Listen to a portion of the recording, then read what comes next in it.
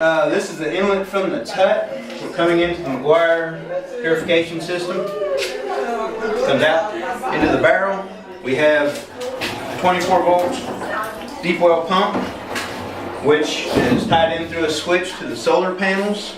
As long as we've got sun, she runs like a charm. When it goes down, it slows down.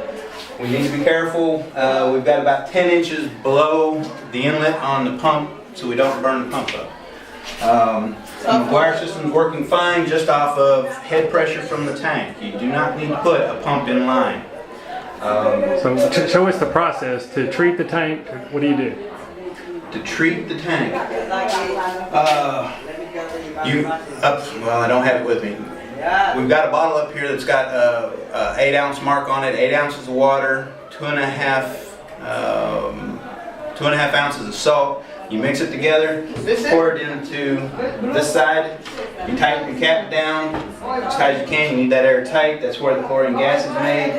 On the sodium hydroxide side, you put in water to the minimum level. Also, when you fill your 8 ounces into the chlorine side, it's only going to come to this bottom lip. You have to add water. And on this one, it's over on this side. It says minimum. That's where you want to go with your water level. If you put more than that, it takes a little bit more to push the air through. So we want as much gas floating through there as we can. On the sodium hydroxide side, once you get to the minimum, it should be pretty good. Your battery cables, you can put those onto a 12 volt battery or in unison to 6 volt. And once they're connected, first make sure water is going through the system. Of course, once the water is going through the system, the gas is going to be formed. It'll start bubbling on this side. And what I usually do, or what I have done, is the hose that we use for the barrel, I'll hold it into a separate barrel until I do have it bubbling. That way the contaminated water is just flowing freely out. Then I drop it into the bucket. Once we have bubbles on this side, we should have basically clear water still on this side until you hook up your battery. And once your battery's hooked up, then you'll have bubbles from the gases making the sodium hydroxide coming through here. After that, it's just pretty much sit and wait. And then once we fill up the barrel? Once the barrel's filled up, we shut it back down. You shut the intake down? You shut the intake down. Okay. You unplug first. You shut the intake down. Okay. Take your hose out. Of course, you do samplings with your testing kit. I sampled it 3 times. I sampled it at about 10 inches. I sampled it half full, and then I sampled it at full, just to make sure. You're supposed to let the water sit in the barrel. I believe it's an hour, and do a retest.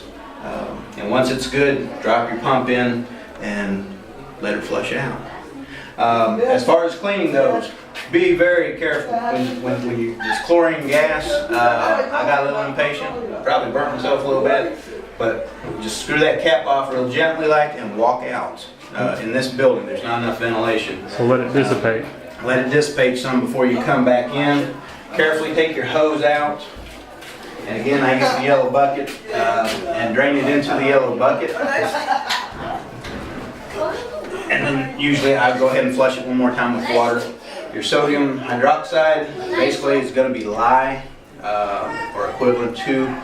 Be really careful with this. Do not get it on you. It can be put down either a toilet or into a septic system, and it'll help break down the matters inside there. But at the same thing, be really careful. Get the bucket up and set it all the way down to the ground. Drain it out, and probably just run a cup of water or 2 right behind it, and go ahead and get all this cleaned out.